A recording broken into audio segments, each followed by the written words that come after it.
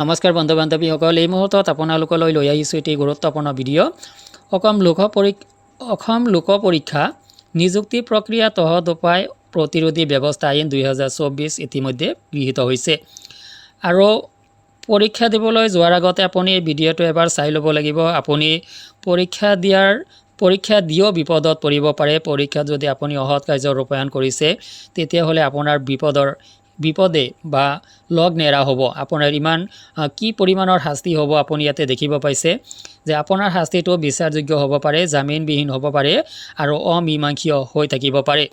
গতিকে ছাত্ৰ ছাত্ৰীসকলে যিকোনো কম্পিটিটিভ এক্সাম দিয়াৰ আগতে এবাৰ এই ভিডিঅ'টো চাই ল'ব যে কি অসুবিধা হ'ব পাৰে আৰু অসম লোক পৰীক্ষা নিযুক্তি প্ৰক্ৰিয়া অহত উপায় প্ৰতিৰোধী ব্যৱস্থা আইন 2024ত কি ধাৰা সন্নিৱিষ্ট কৰা হৈছে, সকলো তথ্য আপোনালোকক বিস্তাৰিতভাৱে এই ভিডিঅ'টো জনাব চেষ্টা কৰিম।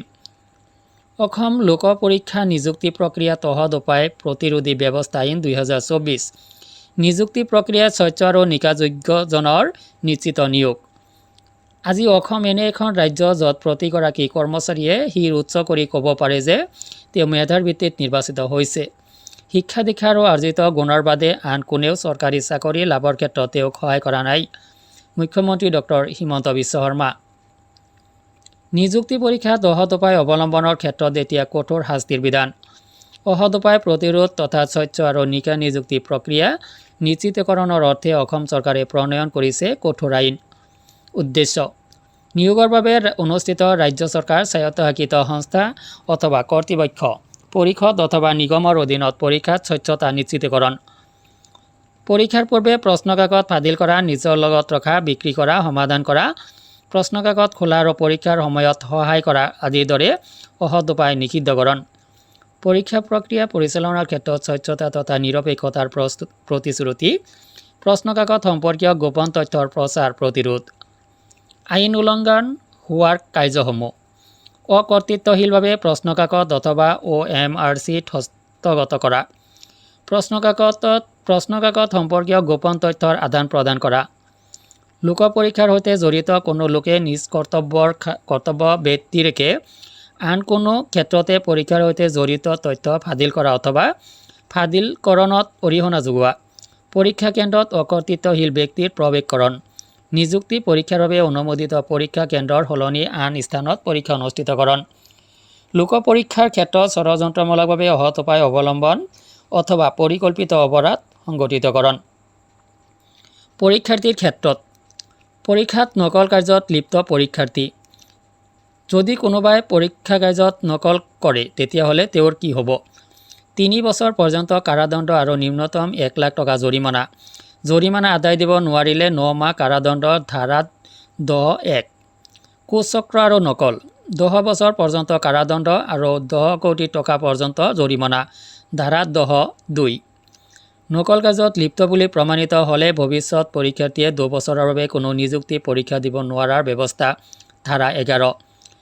2024 চনৰ অসম প্ৰত্যক্ষ নিযুক্তি পৰীক্ষাত অৱতীৰ্ণ হ'বলগীয়া পৰীক্ষাৰ্থীসকলকে ধৰি সংশ্লিষ্ট সকলো পক্ষৰ জ্ঞাতাৰ্থে জনোৱা হৈছে এই তথ্যখিনি। অৰ্থাৎ যিসকলে 3rd গ্ৰেড 4th গ্ৰেড পৰীক্ষাত অৱতীৰ্ণ হ'ব তেওঁলোককো এই পৰিধিৰ ভিতৰত অনা হ'ব। পৰীক্ষকৰ ক্ষেত্ৰত কুচক্ৰ আৰু নকল: 10 বছৰ পৰ্যন্ত কাৰাদণ্ড আৰু 10 কোটি টকা পৰ্যন্ত জৰিমনা। ধাৰা 10(2)। পৰীক্ষণ কৰ্তৃপক্ষৰ সৈতে কুচক্ৰত জড়িত থকাসকলৰ অসৎ পন্থাৰে আৰ্জিত সা সম্পত্তিৰ বাজেয়াপ্তকৰণ। ধাৰা 12। ব্যৱস্থাপকৰ ক্ষেত্ৰত পৰীক্ষাৰ ব্যৱস্থাপক যদি দোষী সাব্যস্ত হয় তেন্তে বিশেষ আদালতে নিৰ্ধাৰণ কৰি দিয়া অনুসৰি পৰীক্ষা বিষয়ক সকলো খৰচ সংশ্লিষ্ট সংস্থাটোৱে বহন কৰিব লাগিব। লগতে ইয়াক নিষিদ্ধ ঘোষণা কৰা হ'ব। ধাৰা 13। পৰীক্ষাগৃহত অসৎ উপায় অৱলম্বন নাইবা পৰীক্ষা বিধি উলংঘনৰ বাবে অসম লোক পৰীক্ষা নিযুক্তি প্ৰক্ৰিয়াত অসৎ উপায় প্ৰতিৰোধী ব্যৱস্থা আইন 2024ৰ অধীনত 10 বছৰ পৰ্যন্ত কাৰাদণ্ডৰ লগতে 10 কোটি টকা পৰ্যন্ত জৰিমনা বিহা হ'ব পাৰে। গতিকে সততা অক্ষুণ্ণ ৰাখি আটাইকে নীতি বহিৰ্ভূত কাৰ্যকলাপৰ পৰা বিৰত থাকিবলৈ অনুৰোধ জনোৱা হ'ল। তো বন্ধুসকল দেখিব পাইছে গুৰুত্বপূৰ্ণ এটি আইন প্ৰণয়ন কৰা হৈছে অসম চৰকাৰে গুৰুত্বপূৰ্ণ এটি আইন প্ৰণয়ন কৰিছে তো কম্পিটিটিভ এক্সাম দিয়াৰ আগতে প্ৰত্যেকজন ছাত্ৰ ছাত্ৰীয়ে ভিডিঅ'টো চাই লোৱাটো জৰুৰী যে বা যিয়ে পৰীক্ষা কেন্দ্ৰত ডিউটি কৰিব তেওঁ জনাটো দৰকাৰ বা পৰীক্ষা সংক্ৰান্তত প্ৰশ্ন কাকত বা OMR sheet সংক্ৰান্তত যিসকল ব্যক্তি জড়িত হৈ থাকিব তেওঁলোকে এই খবৰটো জনা দৰকাৰ কিয়নো এক ভয়ংকৰ পৰিস্থিতিৰ সৃষ্টি হ'ব পাৰে পৰীক্ষা কেন্দ্ৰ কৰি তো বন্ধুসকল ভিডিঅ'টো আপোনাৰ বন্ধু বান্ধৱীলৈ শ্বেয়াৰ কৰি দিয়ক বেছিকেলি আপোনাৰ 3rd গ্ৰেড পৰীক্ষাত বা 4th গ্ৰেড পৰীক্ষাত যিসকল অৱতীৰ্ণ হ'বলৈ গৈ আছে তেওঁলোকে এবাৰ কম সময়ৰ ভিতৰত এই ভিডিঅ'ৰ খবৰখিনি জানি লওক তেওঁলোকে এৱাৰ হ'ব পাৰিব সচেতন হ'ব পাৰিব আৰু নিশ্চিত বিপদৰ পৰা হাত সাৰিব পাৰিব তো আজিলৈ এৰিছোঁ ধন্যবাদ